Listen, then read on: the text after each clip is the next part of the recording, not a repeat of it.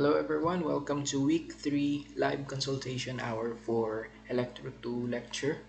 Right now I'm still waiting for students to come in the room. Uh, Let me check the Google Meet.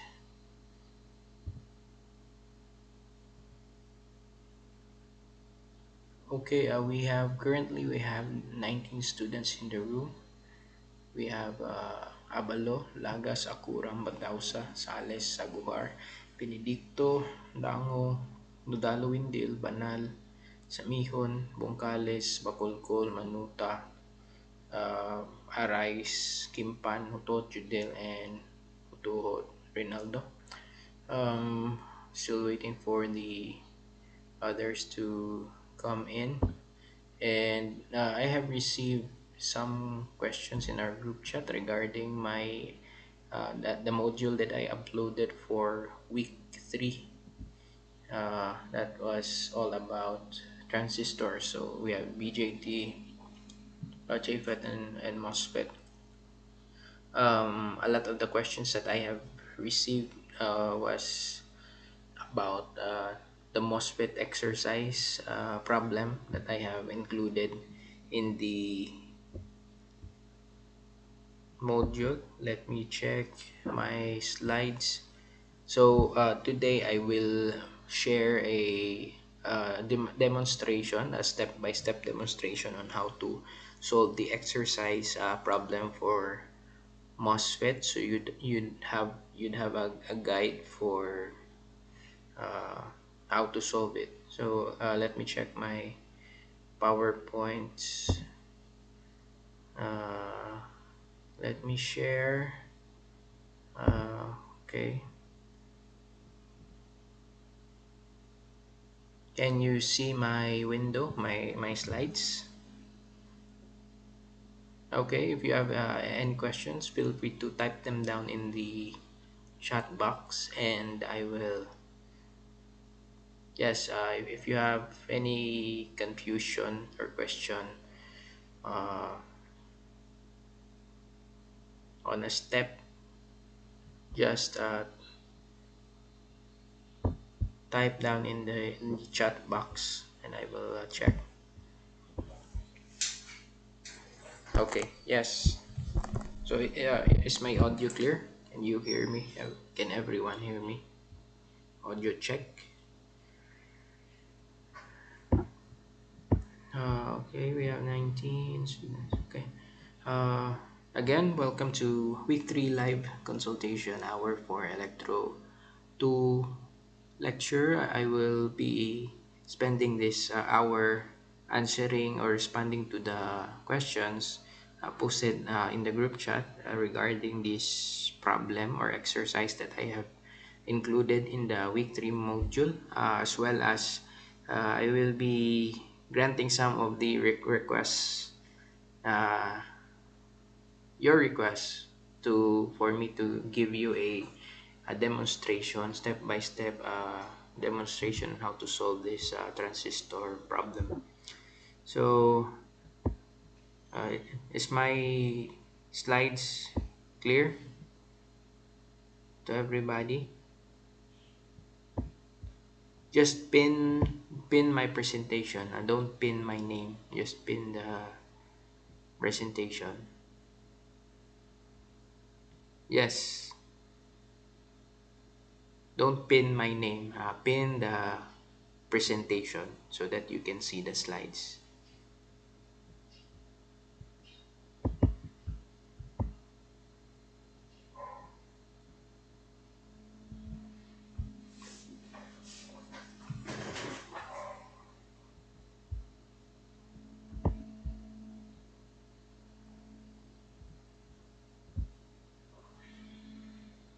Okay.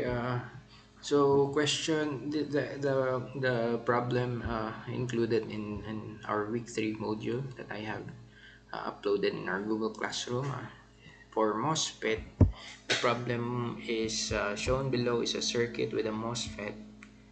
Uh, Determine whether the MOSFET is in cut-off mode, triode mode, or saturation mode. So let's look at the circuit first, we have a MOSFET right here in the middle, and we have four resistors connected to each of the three terminals of the MOSFET, and we have a source right here, which is 20 volts connected to the drain of the MOSFET. So next slide, we have I have added a, let me zoom this a bit.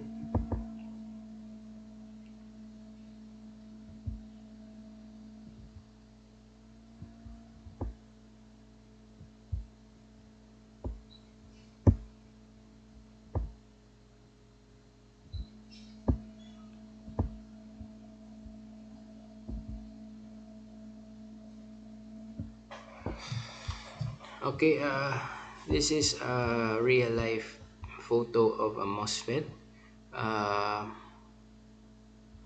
and uh, the what you can see on the right is a circuit board with the same components that you can see in the circuit diagram. So we have a MOSFET right here. So this is a MOSFET. This you put it in this circuit. This is the top view. So this is the MOSFET. It has three terminals, as you can see here, one, two, three. The middle terminal is the gate, and the sides are the drain and the source. So the three terminals of the MOSFET are um, inserted into the holes in this circuit board, and as you can see, we have four resistors, one, two, three, four resistors connected to the terminals, the three terminals of the MOSFET. uh, Similar to our diagram, we have four resistors connected to the terminals of the MOSFET, and these black rectangles right here are your um, voltage terminals, where you can insert, for example, on this side we have the, you can insert the gate voltage right here, and on the right side you can insert a 20 volt source right here, so 20 volts, and right here you can probably measure a, or output a drain voltage. So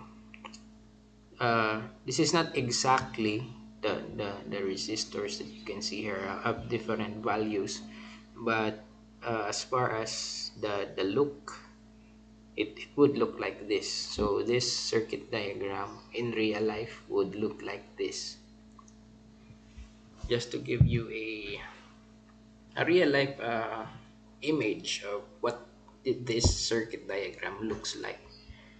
So our task right here for this problem is we're supposed to determine whether the MOSFET is in cutoff mode, meaning if it is a switch, it is off.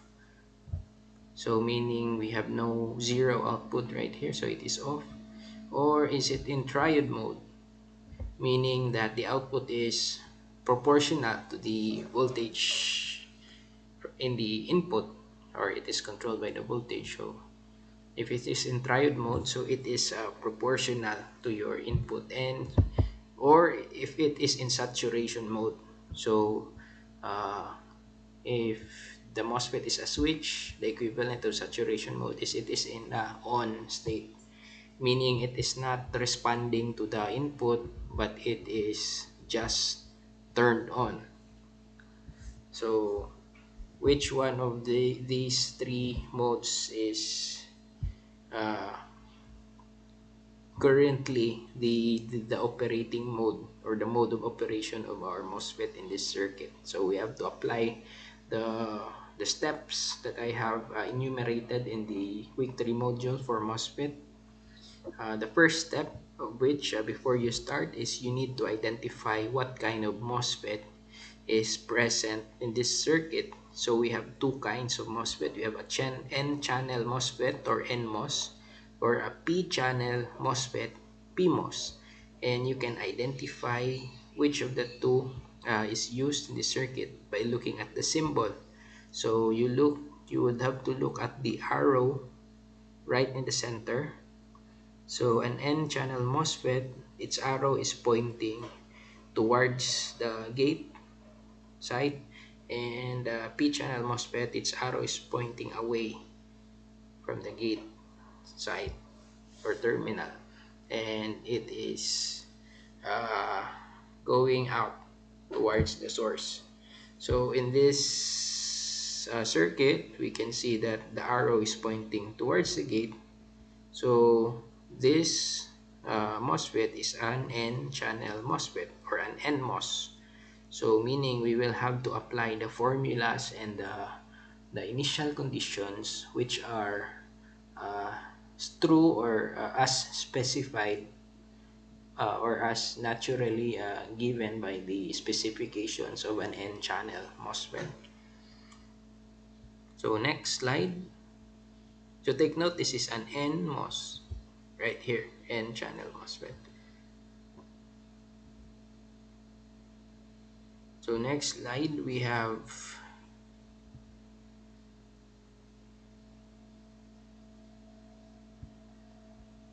this is our original circuit.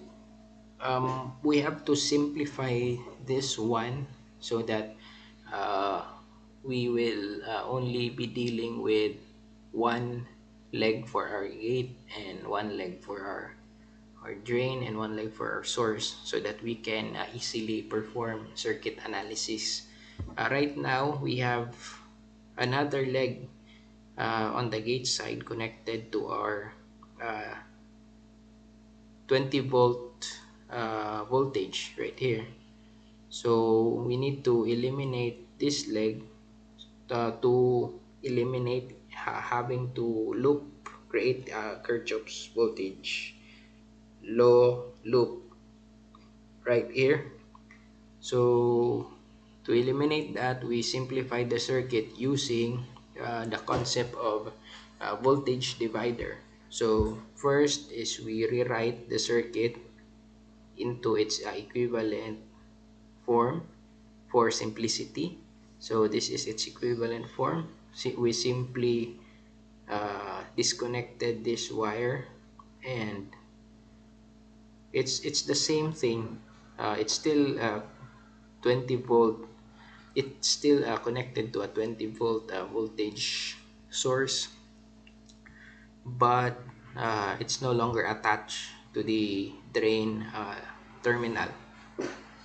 And then the purpose of that, because we want to simplify its form, and we can see right here that it is a voltage divider um, leg or line right here, because we have 20 volts, we have 8.5 mega ohms and mega ohm resistor right here, and a 1.5 mega ohm resistor right here.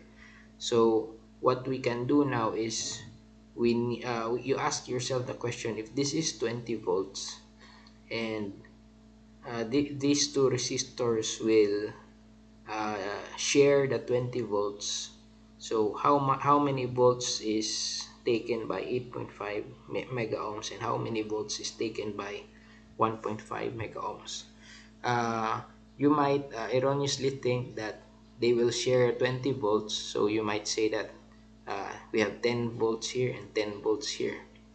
uh, that's wrong, because that will only be true if uh, they equally share the 20 volts, meaning we have 10 volts here and 10 volts here.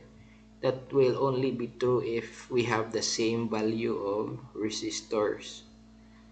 But as you can see, the two resistors don't have the same resistance.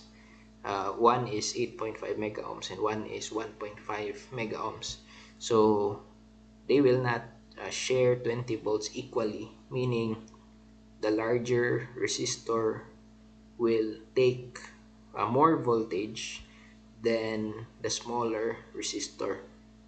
So uh, then that's why you have to analyze how many volts is taken by 8.5 and how many volts is taken by 1.5.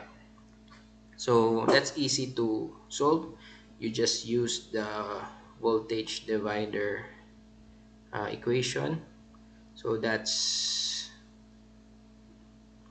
uh, 20 volts times 1.5. This can also be 8.5. If you want to solve the voltage of 8.5, so you put 8.5 on top.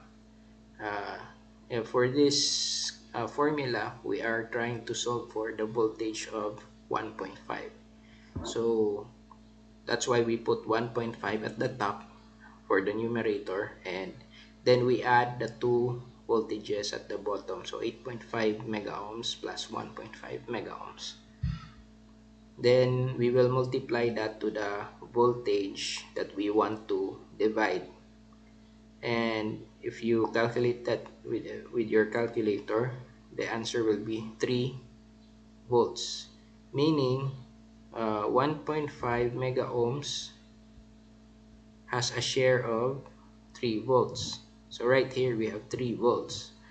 Um, Logically, because 1.5 mega ohms has 3 volts, so we can say that 8.5 mega ohms has 17 volts, because again they will share the 20 volts. So we have 17 volts here and we have 3 volts in the bottom. So 17 volts and 3 volts. You can also use this value 8.5 and write it in the formula right here, 8.5 at the top right here, 8.5, and your answer will be 17. So uh, true enough, we have a larger voltage share on the top leg or resistor, and we have a smaller voltage share of 3 volts at the bottom. For a MOSFET circuit like this, we will no longer be uh, solving or including the voltage of the top resistor in our solution. We will only be dealing with the lower resistor's voltage, which is in this example or in this problem, it is equal to 3 volts. So we can already ignore the 17 volts at the top. So as you can see in this third illustration, so it is rewritten as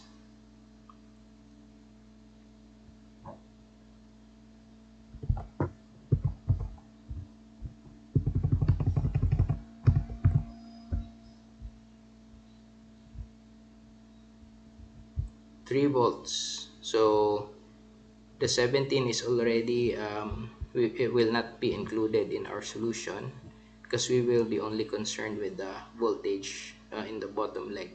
So we wrote here 3 volts, and then we have to combine these two resistances since they are parallel resistors.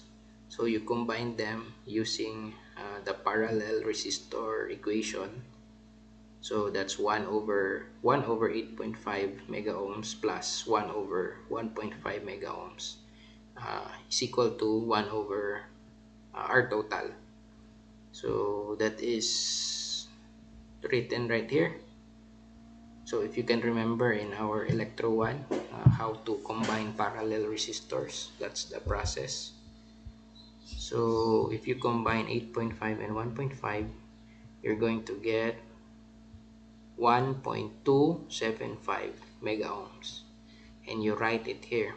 So that's your Thevenin's equivalent circuit. That's what we call as a Thevenin's equivalent circuit. So we use the voltage divider formula to combine these two voltages, the voltages of these two resistors or not combine but determine the voltages of these two resistors and use the parallel resistor formula to combine these two resistances. So the um, resulting Thevenin's equivalent circuit is this one. So it's less complicated than our original. This is our original circuit given by the problem, and we are able to simplify it into this. It's much more simple to solve. So this is our Thevenin's equivalent circuit. Okay, the other resistors are still the same. You simply copy this leg right here, so the drain to source leg. Next slide. So as you can see, this is our derived or Thevenin's equivalent circuit, and now we can start solving. If you can remember the steps in solving for in circuit analysis, you can use mesh analysis, and that is where you use the KVL and KCL. So Kirchhoff's voltage law and Kirchhoff's current law, you create loops, as many loops as you like, so or as necessary. So on the new diagram, write all electrical parameters needed with plus and minus polarity notations for voltages and arrows for current. So let's see right here. So our diagram, the first thing that I usually do is I write as you can see, the blue letters: gate, drain, and source. So the gate is the middle leg or middle terminal. The drain is the side with VDD, and the source is the side with the arrow. So that's the first thing that I write. That's for me. Of course, for you, you can start with somewhere else. The reason that I write these blue letters first, the gate, drain, and source, is because the next thing that I write are the uh, purple or violet, uh, VGS and VDS. So I just look at the blue letters. So G is here and S is here. So obviously VGS is between those two, and D is here and S is here. So obviously VDS is between those two. So I write VGS and VDS right here. Those two are uh, what are usually used in our solution. So we write those two down, and the plus and minus uh, polarity notations, simply you just write which letter comes first. So since G is comes first, so I put positive in G, and S is negative. Correspondingly or similarly, right here VDS, so D comes first, so I put plus or positive in D and the negative in S, so VDS. Next thing that I write are the um, purple, violet, uh, current arrows. So I just follow for the gate current, I follow the arrow of the symbol. So the arrow is pointing to the left side, so I write a gate current arrow pointing to the left side. And I write IG, meaning that's the gate current.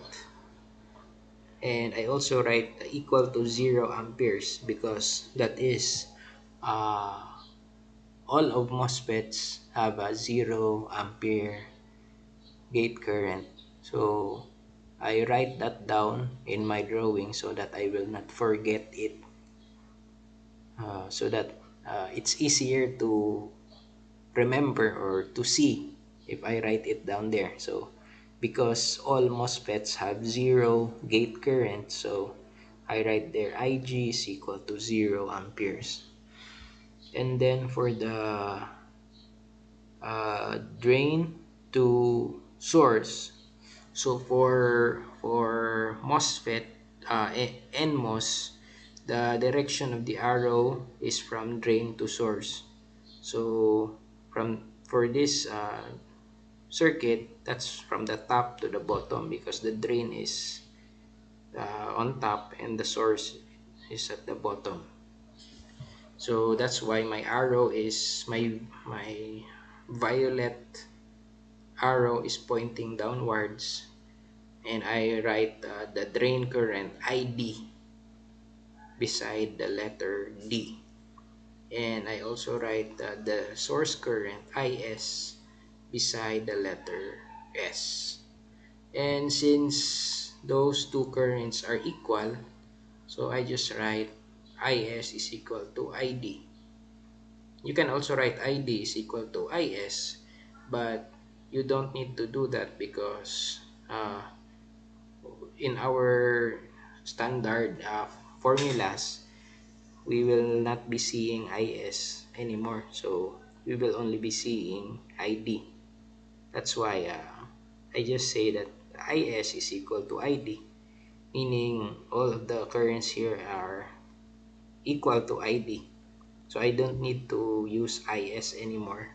I can throw that away.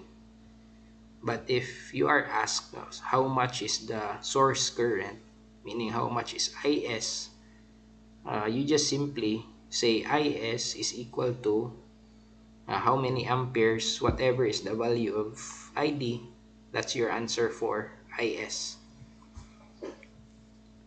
Okay, that's now done. Now next is I will write the polarity of my voltage sources. I have two voltage sources right here, the 20 volts and the 3 volts. So since this is not negative 20, so I would assume that this is positive 20. So if I have positive 20 volts, so I write the positive uh, closer to the circuit, and I write this yellow negative uh, away from the circuit. So similarly, this is 3 volts. It's not negative 3, so it is positive 3. So if it is positive, then I will write the positive, this yellow positive sign closer to the circuit, and the yellow negative sign away from the circuit. So same rules apply. So if it is negative, for example, if this is negative 3, then I will write the negative symbol closer to the circuit and the positive symbol further from the circuit. Similarly, if this is a negative 20 volts, then I will have to write negative here and positive away right here. And lastly, the last thing that I draw when I am solving or before I start with my solution are my loops. So usually for this form, you will have two loops. You can have three loops. You can get a third loop right here, right here. I loop 3, but you only use that if you really need another loop right here. So for this problem, I will only use two loops. So my loop 1 is colored green so that you can easily see, and my loop 2 is from the top to the bottom, or from the 20 volts up to the ground. So that's my loop 2, colored pink. The direction of the loop uh, depends on you. You can have it upward, downward, or to the left or to the right. So that's up to you. That the answer will still be the same. Yeah, after you have solved everything, your answers will still be the same if your loops are in this direction. So yeah, when you are drawing your loops, you can choose any direction you like. Next, so the first step that I do is assume an operation mode. So you choose from the three, whether cut off, active, or saturation mode. Uh, for illustration purposes, I will start with cut off. So I assume that it is in cut off operation mode. Step number 2 is enforce the equality conditions of cut off operating mode. So for cut off, the gate current is equal to 0 amperes and the drain current ID is equal to 0 amperes. Obviously, IS is also 0 because IS is equal to ID. I did not write IS anymore. So step number 3 is analyze the circuit with the enforced conditions. So for cut-off operating mode, solve for VGS, VDS, and VT, the threshold voltage. So those are the three unknowns for this um, assumption. So now we're going to write our loop. So okay, let's take this step by step. So loop 1 is colored green. uh, I start with this side right here and move towards the bottom. So right on top, the first, look at the green arrow. If you look at the green arrow, the first thing that it hits is the negative 3 volts, right? Look at the yellow negative sign. So the first thing that the green loop passes or hits is the negative 3 volts voltage source. So you write that on your loop. So that's the first thing, negative 3 volts. And then after that, going back, so the next thing that your green arrow or green loop hits is this resistor, 1.275 mega ohms. And since that is not a voltage, you have to multiply a current. So if you have a resistor, if you hit a resistor, you need to multiply a current to that resistor. So you can easily see the current is IG. And since your green loop is opposite to the direction of IG, since IG is going in that direction and the green loop is going to this direction, so that's going to be negative IG. So that's positive 1.275 mega ohms times negative IG. So we write that in our loop, positive 1.275 mega ohms times negative IG. So going back to our illustration,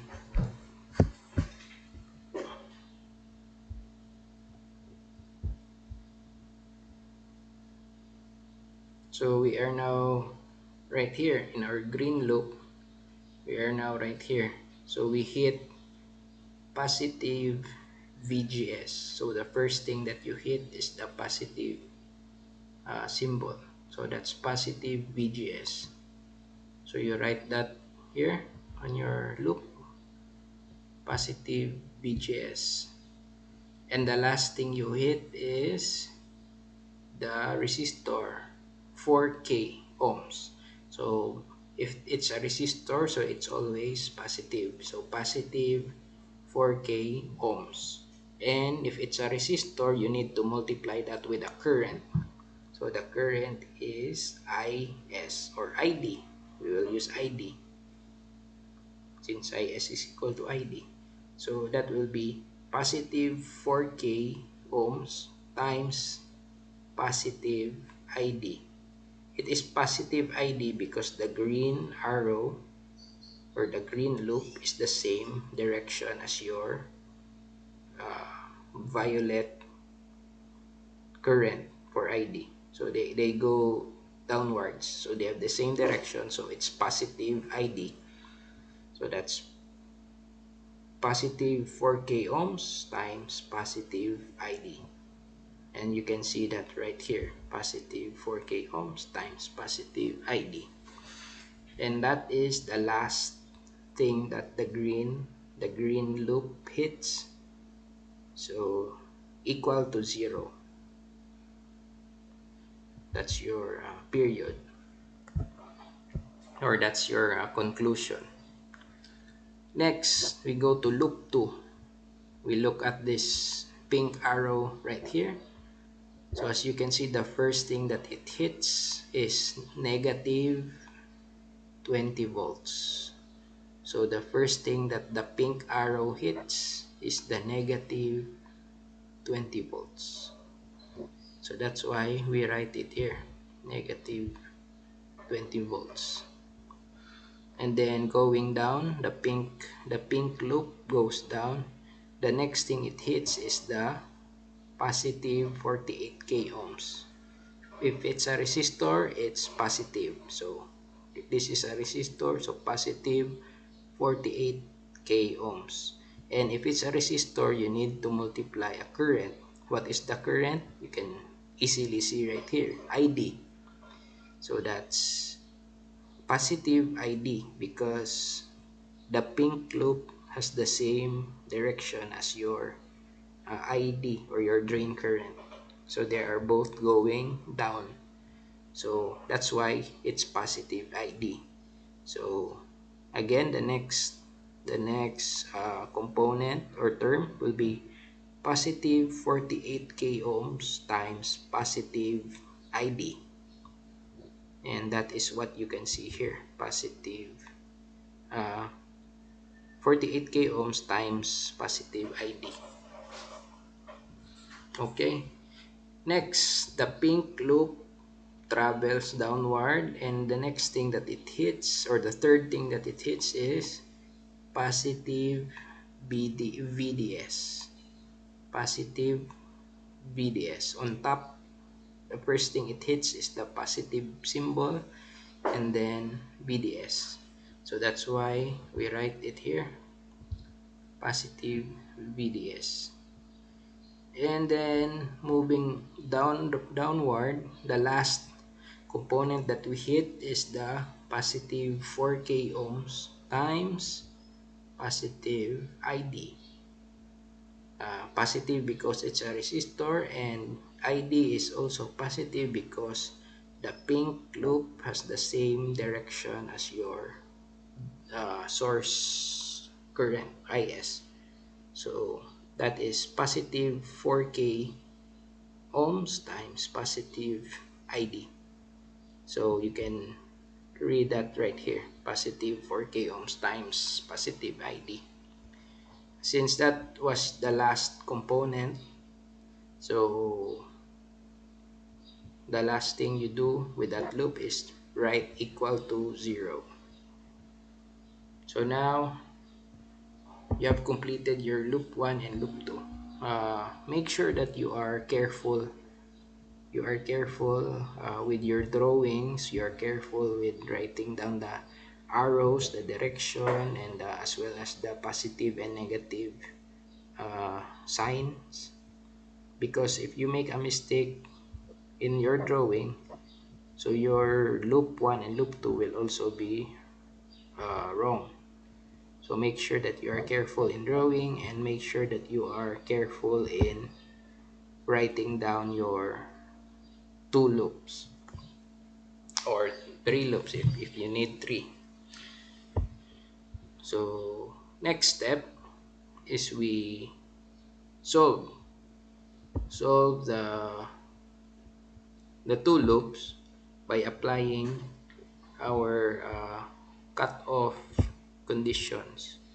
Again, for cutoff, we have ig is equal to 0 and id is equal to 0. Right here.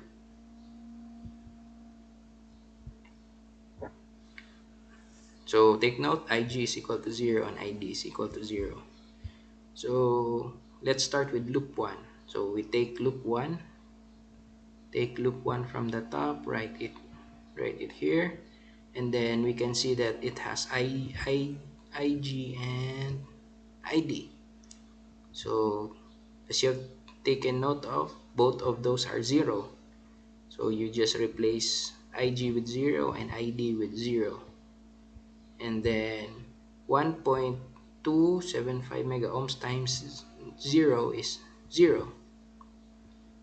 Then 4 kilo ohms times 0 is equal to 0. So you're now left with, loop 1 is now left with negative 3 volts plus 0 plus VGS plus 0 is equal to 0. So if you transpose negative 3 to the other side, it will become positive 3. So now you have VGS is equal to positive 3 volts. So now you have an answer for VGS. Next, we solve for loop 2. We just copy and paste loop 2 from our loop above, from our KVL, and then we replace ID with 0. So we have ID here, so that's 0, and we have another ID here, 0. Take note, these conditions are only true for cutoff. So for cutoff, ig is equal to 0 and id is equal to 0. So similarly, 0 times 48,000 or 48k is equal to 0, and 0 times 4,000 or 0 times 4k is equal to 0. So you are left with negative 20 volts plus 0 plus VDS plus 0 is equal to 0. So simply transpose negative 20 to the other side of the equation, and it will become positive 20. So you have successfully solved the 2 unknowns for our cutoff. So VGS is equal to 3 volts and VDS is equal to 20 volts.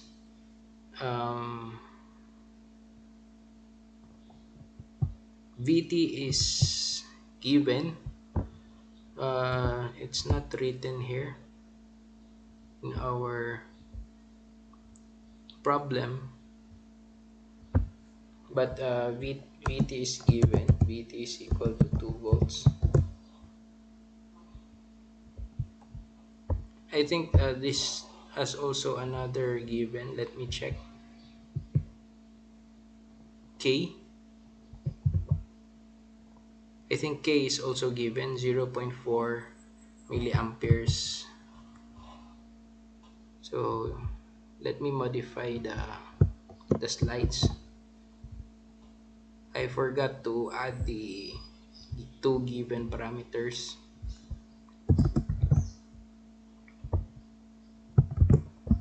So these 2 are given. The threshold voltage is equal to 2 volts and the proportionality constant is equal to 0.4 milliamperes over volt squared.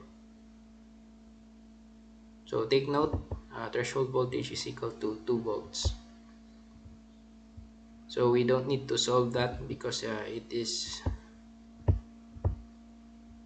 cut off, cut off right here.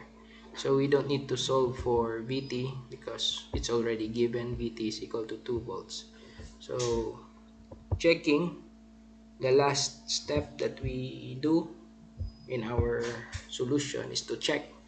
So if you look at the table for checking MOSFET for NMOS, uh, for NMOS to be cut off, VGS should be less than VT. Now, as we have solved right here, VGS is equal to 3 volts. So VGS is equal to 3 volts is less than VT, which is given 2 volts. So since 3 volts is not less than 2 because 3 is more than 2, so that's wrong. That's false since 3 is not less than 2. So the last, make sure that you don't forget to write the conclusion. The conclusion is therefore assumption is wrong, or the assumption that the MOSFET is in cut-off operating mode is wrong. So you modify your original assumption and repeat all steps, meaning this is not the correct solution because obviously it's not the correct operating mode. So you write a large X mark for this solution and you move on to your next assumption. So next, we choose between two because cutoff is already proven to be uh, a wrong assumption. So we only need to choose between triode or saturation. And next is we choose triode. We assume that the MOSFET is operating in triode mode, uh, meaning the output is controlled by the input voltage. So for triode operating mode for NMOS, so the initial conditions are Ig is equal to 0 amperes and your ID is equal to K, the proportionality constant, times 2 times VGS minus VT times VDS minus VDS squared. So for this operating mode, we need to find or solve for VGS, VDS, and VT. By the way, VT is already given, so that's 2 volts. So we need to solve for VGS and VDS. Next slide.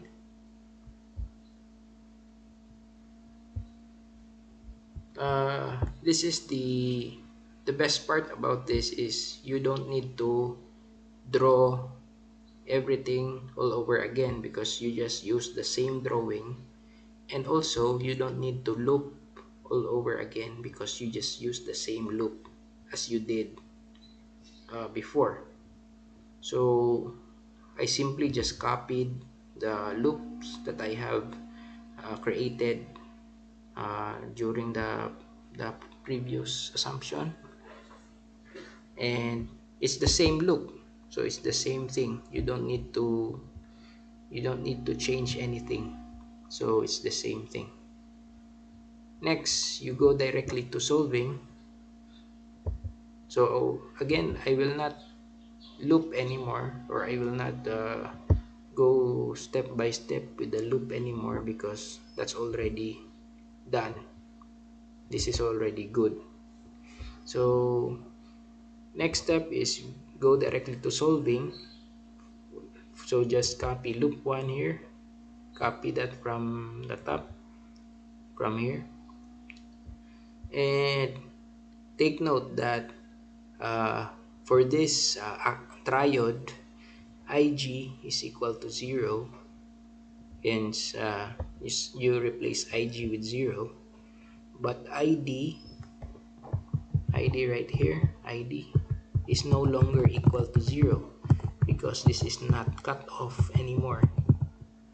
We already have a formula for ID, which is ID is equal to K times 2 VGS minus VT times VDS minus VDS squared.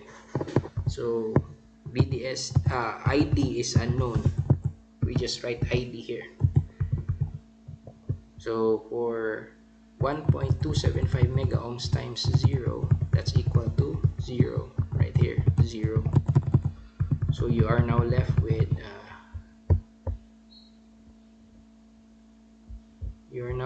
negative 3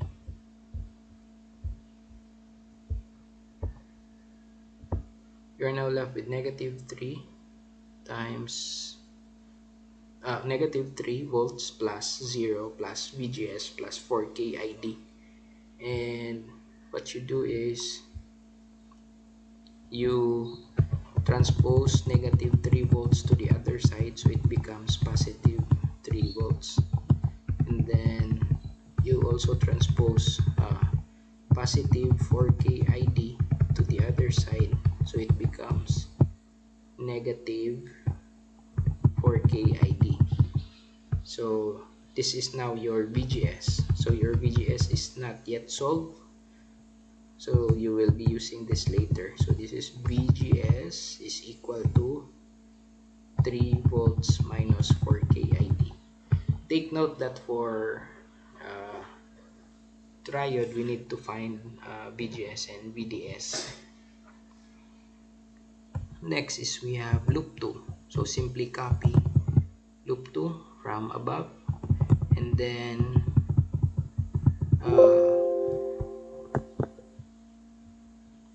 we can add these two ID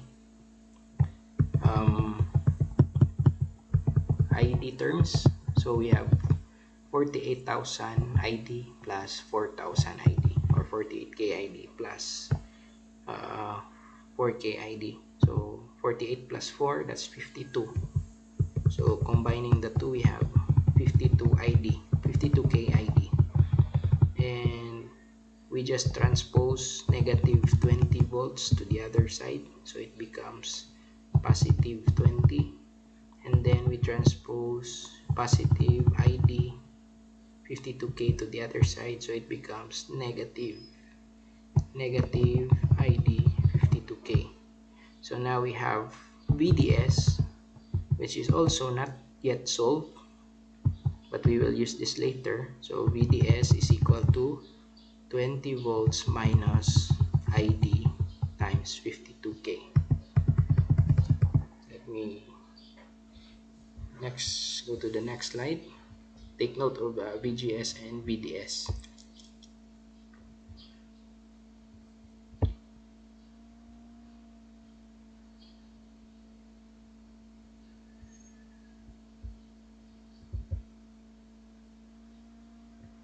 So for triode, you are given the formula ID is equal to K times 2 VGS minus VT times VDS minus VDS squared. So first thing to do is to substitute the given value for K, which is 0.4 milliamperes over voltage squared.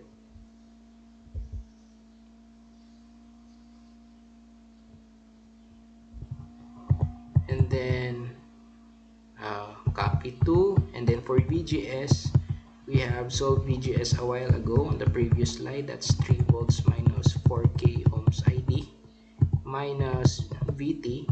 VT is equal to 2 volts, that's given, then times VDS. So we have solved VDS on the previous slide, so that's 20 volts minus 52K ID minus same thing, VDS, 20 volts minus 52K ID squared.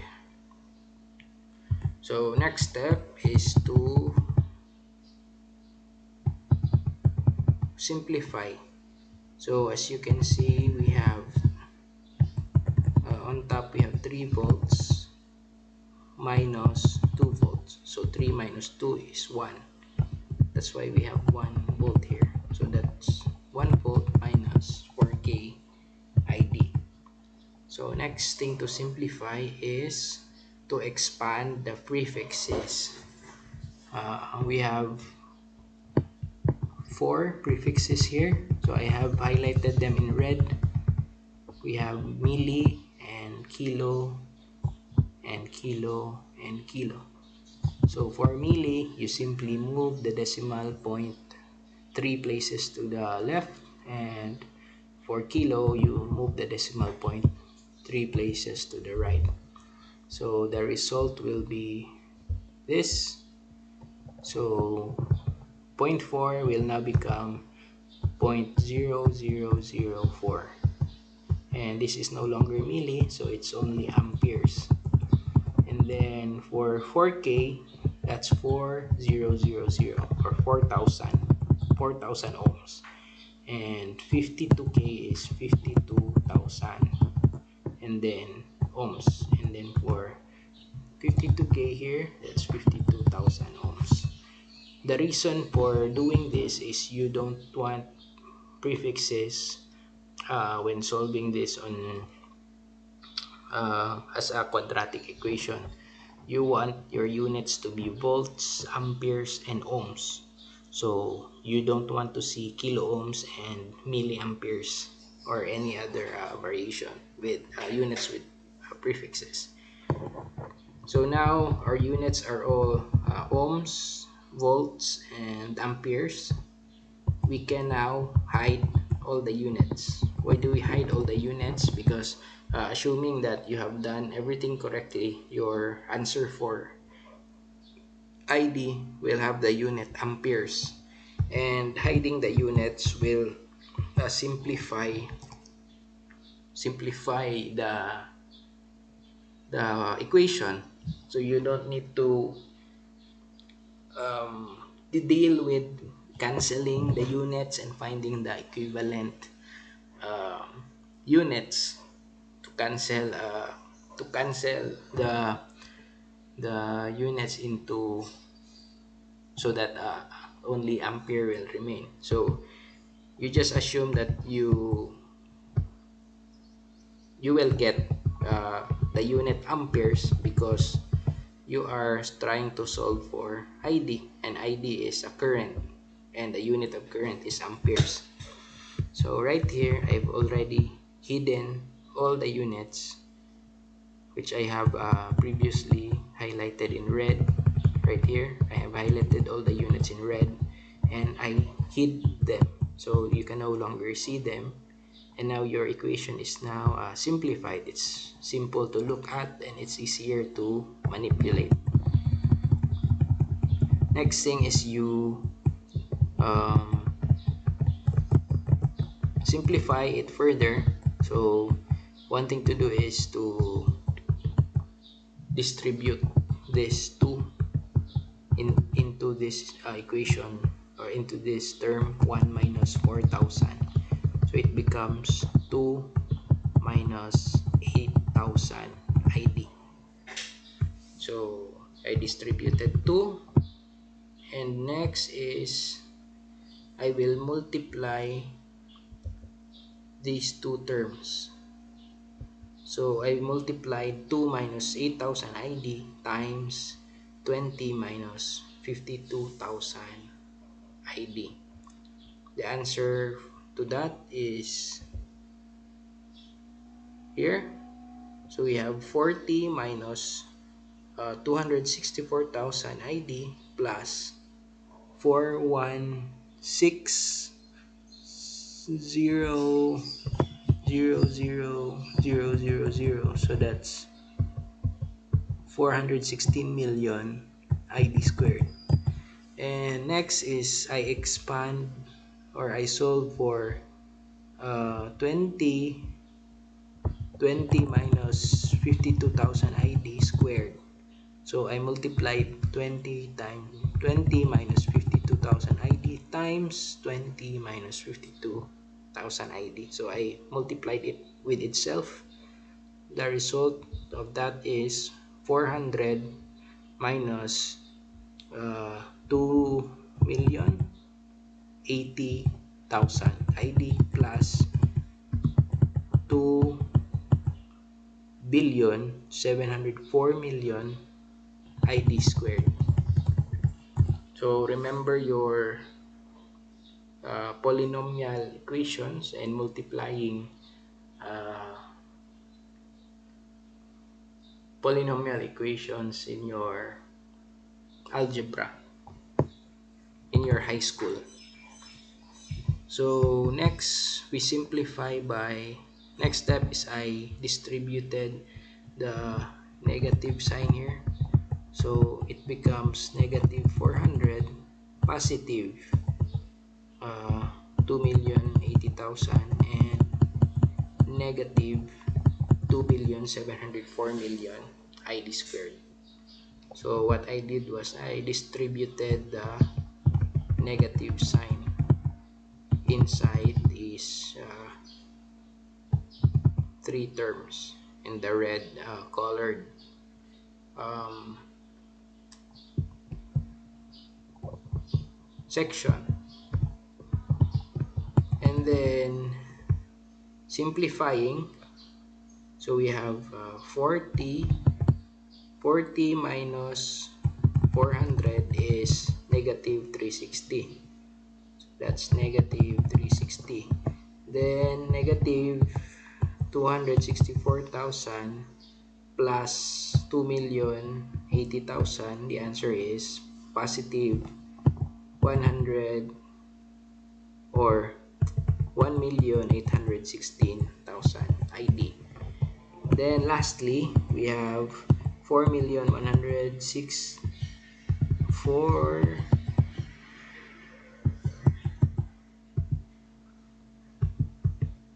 416 million ID squared minus 2,704,000,000 ID squared.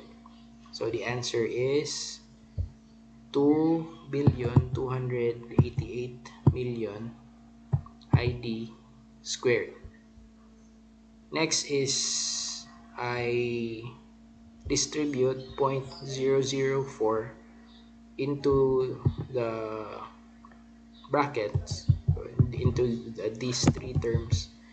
So as you can see right here, I have distributed 0.004 to those three terms, and if you calculate each one, so negative 360 times 0.004, that's equal to negative 0.144.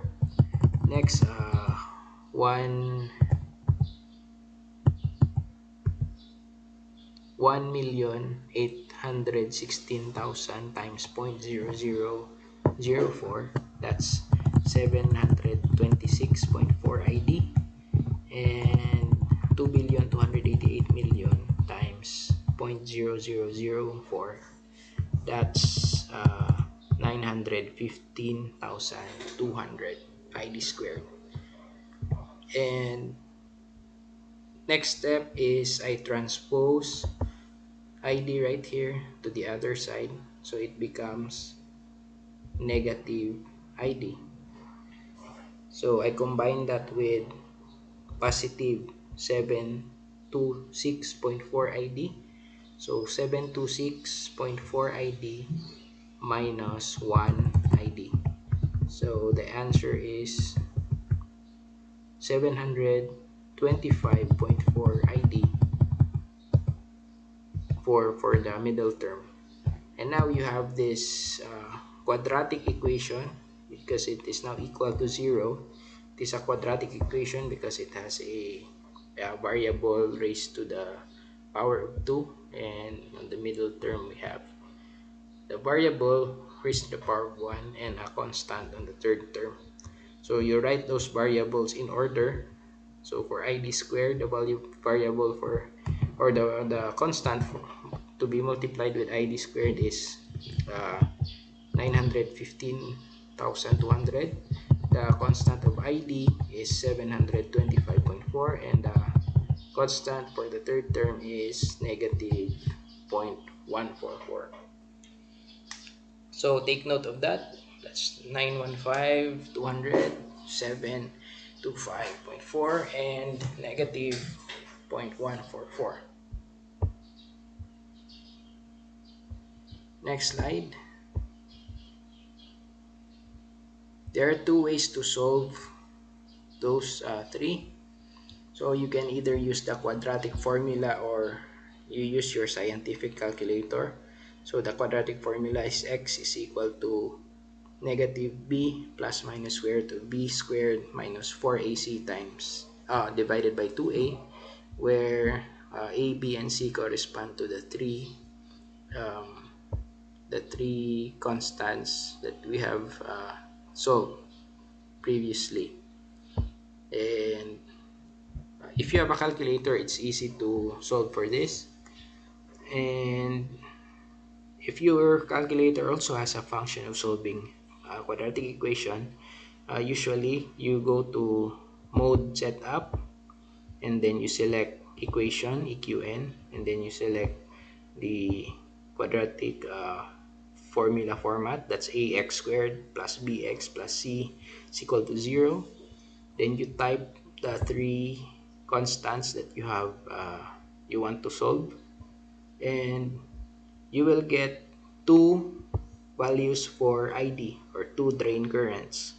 So we have uh, 0.0001644 amperes and negative 0.0009570 amperes, which are both the same answers if you use the quadratic formula. So you will take note of these two, ID1 and ID2. Only one of those will be correct, but you have to test both of those. So next slide. So here are those two currents, ID1 and ID2. So remember that in our loop 1 and loop 2, we were able to solve for VGS and VDS. VGS was equal to 3 volts minus 4k ID, and VDS is equal to 20 volts minus 52k ID. So we simply substitute these two values, ID1 and ID2, right here for ID, and so we can solve for 2 VGS and 2 VDS. So for VGS1 we have 2.34 volts, and for VGS2 we have 6.828 volts. So only one of those will be correct, and VDS here is 11.45 volts, and VDS2 is 69.76 volts. So checking for triode NMOS, so VGS should be greater than VT. So VT is given, that's 2 volts right here, 2 volts, 2 volts. So we test VGS1 and VGS2. So is 2.34 greater than 2? Yes, that's true. Is 6.82 volts greater than 2? Yes, it's also true. But you also have to check VDS before you can conclude that this is really the correct VGS. So testing for VDS, we have VDS1 and VDS2. That's 11.45 volts and 69.76 volts.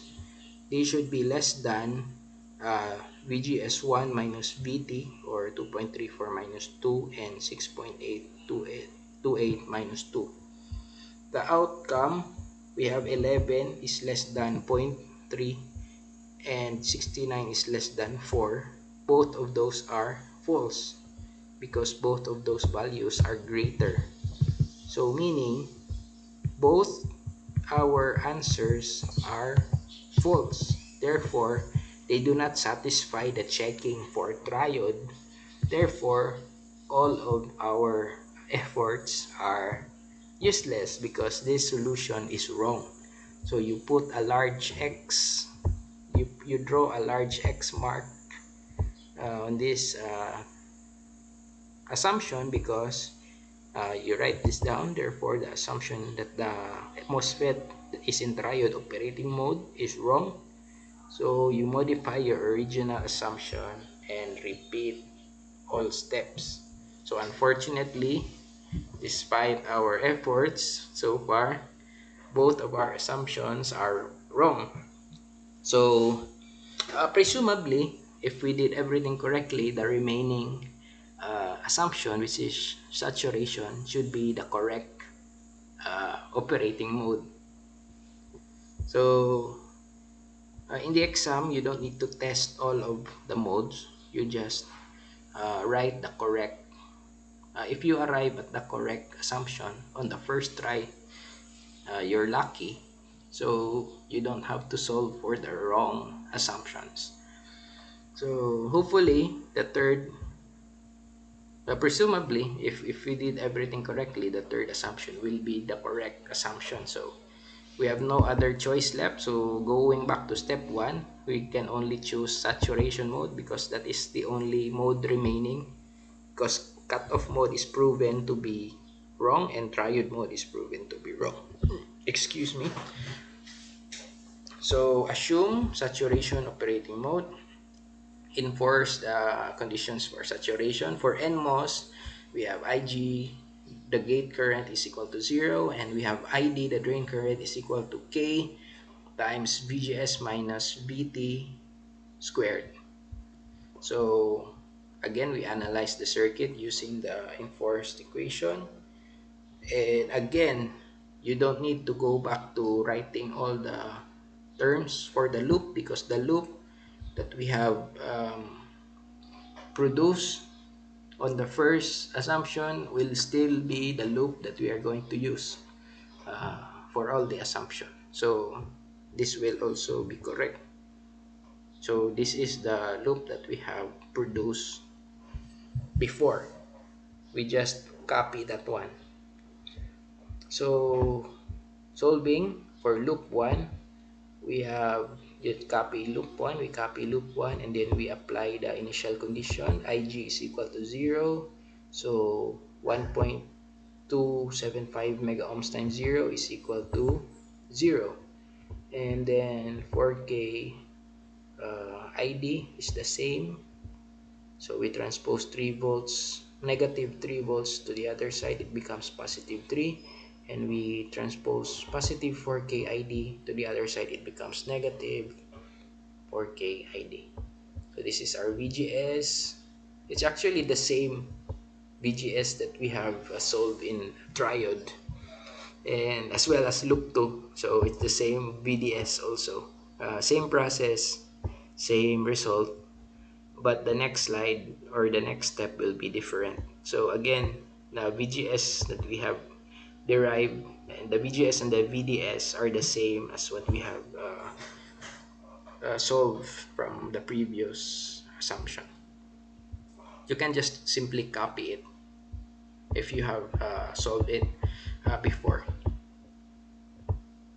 Next, this is where they differ. The formula for ID is different from the triode formula. For saturation, we have ID, or drain current, is equal to the proportionality constant K times VGS minus VT raised to the power of 2. So it's less complex, it's less complicated than the triode equation. So first step is we substitute the value for K. This is given. K is equal to 0.4 milliamperes over volt squared. Then we substitute the value of Vt, which is also given. Vt is 2 volts. Then we substitute the value of VGS that we have solved from our loop 1. So that's 3 volts minus 4K ohms ID. Next is we simplify 3 volts minus 2 volts. So 3 minus 2 is equal to 1. So that's 1 volt minus 4K ohms ID.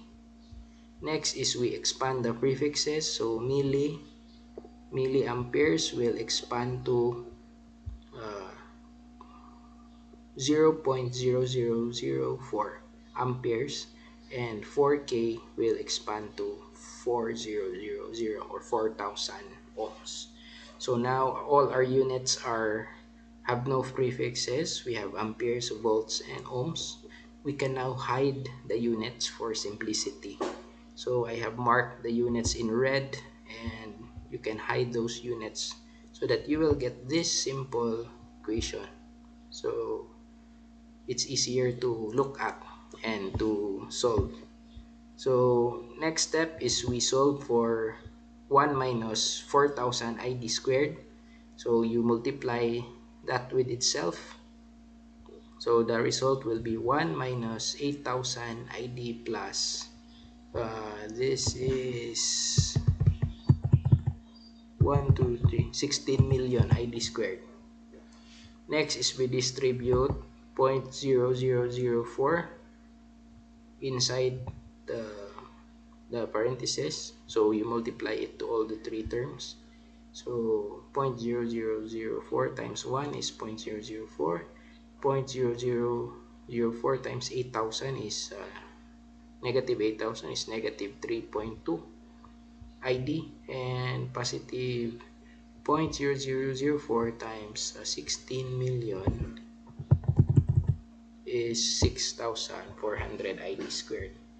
And now we only have ID remaining on the left side. We transpose this becomes negative ID. So negative 3.2 ID, negative 3.2 ID minus 1 ID is negative 4.2 ID. So our final quadratic equation has the form 6400 ID squared, negative 4.2 ID, and 0.0004. So you write those three terms in order, so you can easily input them in your calculator or solve them using the quadratic formula or the quadratic equation. And your answer will be 0.00054 amperes for ID1 and 0.0001156 amperes for ID2. So take those two currents, and that is what we are going to use to solve for VGS and VDS. So again, previously we have solved from our loop 1, VGS is equal to 3 volts minus 4K ID, and from our loop 2 we have VDS is equal to 20 minus ID 52K. We simply need to substitute ID with ID1 and ID2 to get VGS1, VGS2, VDS1, and VDS2. Only one of those are correct. So checking for saturation mode for NMOS, so your gate source voltage should be greater than your threshold voltage. So VGS should be greater than VT. So VGS1 is equal to 0.8374 volts is greater than 2 volts. So that is false because 0.83 is smaller than 2. Next, VGS2, that is 2.5 to 2.5. So is 2.5 greater than 2? So that's true because 2.5 is bigger than 2. So meaning VGS1 has no chance. Only VGS2 has a chance to be correct because VGS2 is true. So we don't need to test VDS1 anymore. So use only VDS2 because VGS2 is true. So for VDS, again we only need to use VDS2 because VDS1 is already, or VGS1 is already false. So VDS2 is 13.98.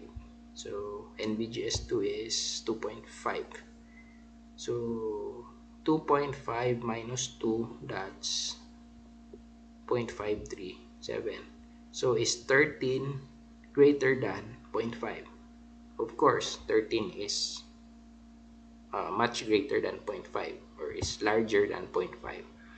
So VDS2 is true. VDS is greater than VGS minus VT is true. So both the conditions are satisfied, meaning when doing our checking, we were able to determine that uh, our assumption is correct. So the MOSFET is really operating in saturation mode. So we write this down. Therefore, assumption is correct. MOSFET is in saturation operating mode. So you write down your final answers that you got with the correct checking. So that's VGS is equal to 2.53 volts, VDS is equal to 13.988 volts, VT is given, that is 2 volts, and ID is, this is, I think this is ID2. So ID2 is 0.000156 amperes. So this is your final answer. So as you can see, only one assumption is correct. The other two assumptions are wrong. And if you are lucky, you will be able to solve the correct assumption on the first try. If you are unlucky, uh, like I am today, I went through a very long process of solving, and unfortunately, the last assumption is the only was the correct answer. So I hope this live consultation hour was able to.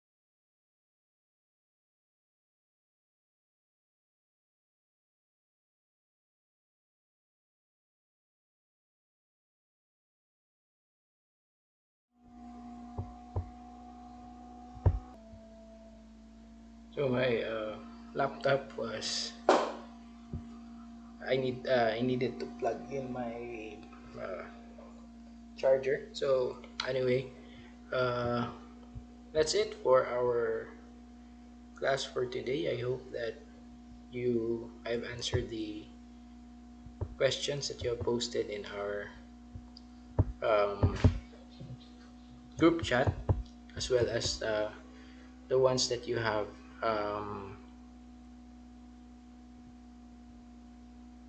message.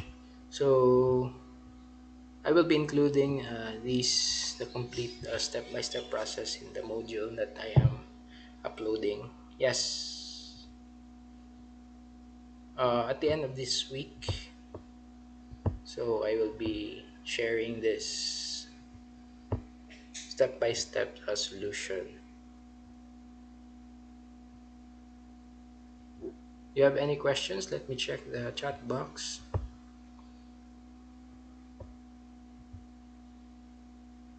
This will be given, yes, in the exam. The threshold voltage and the proportionality constant will be given. Uh, it depends on the form. If the form is like this, you have to perform the Thevenin's equivalent circuit at the start. If not, you can solve directly. It's quite similar. The circuit analysis approach is very similar to BJT and JFET. The only differences are the initial conditions, the for relevant formulas, and the checking uh, requirements.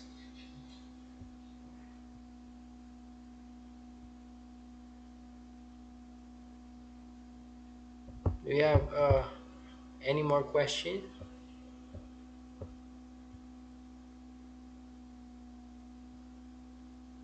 Uh, okay, let me check the.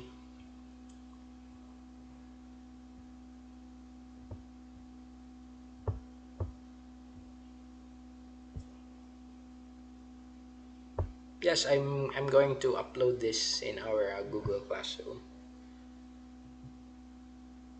So thank you for the 19 students, 21 students, 19 students joining me right now for this week 3 live consultation hour for Electro 2 lecture.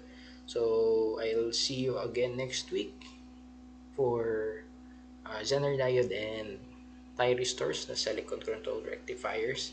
So if you have any questions regarding the quiz assignment I have posted, so just don't hesitate to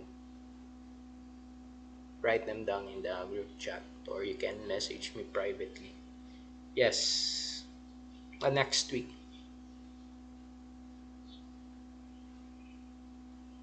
Okay. Uh, Thank you very much. That's all for today, and I'll see you again next